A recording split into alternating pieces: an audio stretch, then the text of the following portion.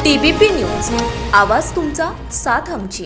लोकसभा निवडणुका पार पडल्यानंतर आता विधानसभा निवडणुकीचं बिगुल वाजायला सुरुवात झाली असून पुणे जिल्ह्यातील बारामती लोकसभा मतदारसंघातील पुरंदर हवेली विधानसभा मतदारसंघातील निवडणुकीच्या तयारीला सर्वच राजकीय पक्षांचे नेते मंडळी लागल्याचं दिसत असताना या ठिकाणी महाविकास आघाडी विरुद्ध महायुती असा सामना पाहायला मिळणार असल्याचं जरी बोललं जात असलं तरी प्रामुख्याने या मतदारसंघात आता घाटावरचा उमेदवार विरुद्ध घाटाखालचा उमेदवार अशी देखील लढत होण्याची शक्यता नाकारता येत नाही।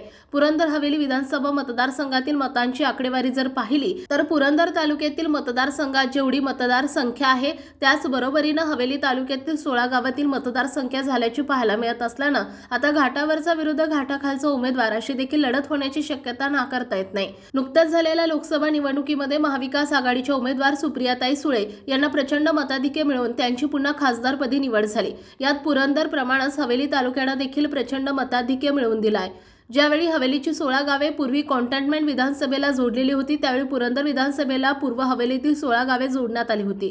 तेव्हापासून पुरंदर हवेली मतदारसंघात पुरंदरचाच आमदार राहिलेला आहे। मधल्या काही वर्षांपूर्वी पूर्व हवेलीतील उमेदवार उभा राहिला होता, परंतु तिहेरी लढतीत पुन्हा पुरंदर तालुक्यातील उमेदवार निवडून आला होता। त्यानंतर मात्र पूर्व हवेलीतील 16 गावे वगळून कॉन्टेनमेंट विधानसभेतील 16 गावांना पुरंदर विधानसभेला जोडलं गेलं। यात फुरसुंगी, उरुळी देवाची वडकी, होळकरवाडी, अवताडेवाडी, हंडेवाडी, वडाचीवाडी, उंडरी पिसोळी, येवलेवाडी, गुजरवाडी, निंबाळकरवाडी, भिलारेवाडी, मांगडेवाडी, जांभूळवाडी, कोळेवाडी, आंबेगाव खुर्द, आंबेगाव बुद्रुक असा शहराजवळील भाग पुरंदर हवेली मतदारसंघात समाविष्ट करण्यात आलाय। गेल्या 15 वर्षांपूर्वी हा शहरी 16 गावांचा समावेश झाला, त्यावेळी या गावातील मतदार संख्या पुरंदरपेक्षा निम्मीच होती। परंतु वाढत्या शहरीकरणामुळे हवेलीतील या 16 गावातील मतदार संख्या आणि पुरंदर तालुक्यातील मतदार संख्या यात फारसा फरक राहिलेला दिसून येत नाही। गेल्या 15 वर्षात मात्र तीनही निवडणुकीत वेगवेगळ्या पक्षाचे आमदार निवडून आले, परंतु ते पुरंदर तालुक्यातीलच होते।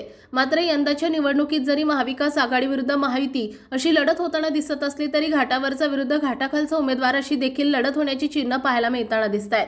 हवेली तालुक्यातील मतदानाचा आकडा लक्षात घेता या 16 गावातील अनेक मोठ्या गावातून येणाऱ्या विधानसभा निवडणुकीत आपल्या हवेली तालुक्यातील उमेदवार देता येईल का यावर अनेक राजकीय पुढारी अंतर्गत सर्वे करत असल्याचं समोर आलं। याबाबतीत गुप्त बैठका देखील होताना दिसत असून सगळ्यांना विश्वासात घेऊन पुरंदर हवेली विधानसभा मतदारसंघात हवेलीतील 16 गावातील एक उमेदवार देण्याबाबत हालचालींना प्रचंड वेग आला असून या संदर्भात एक सामूहिक मीटिंगचं देखील आयोजन करण्यात येणार असल्याची माहिती सूत्रांनी दिली आहे।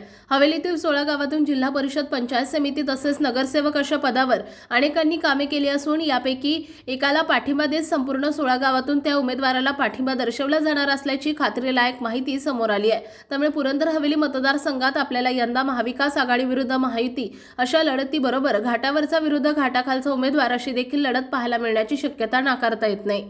आपल्या भागातील महत्त्वाच्या आणि ताज्या बातम्या पाहण्यासाठी आजच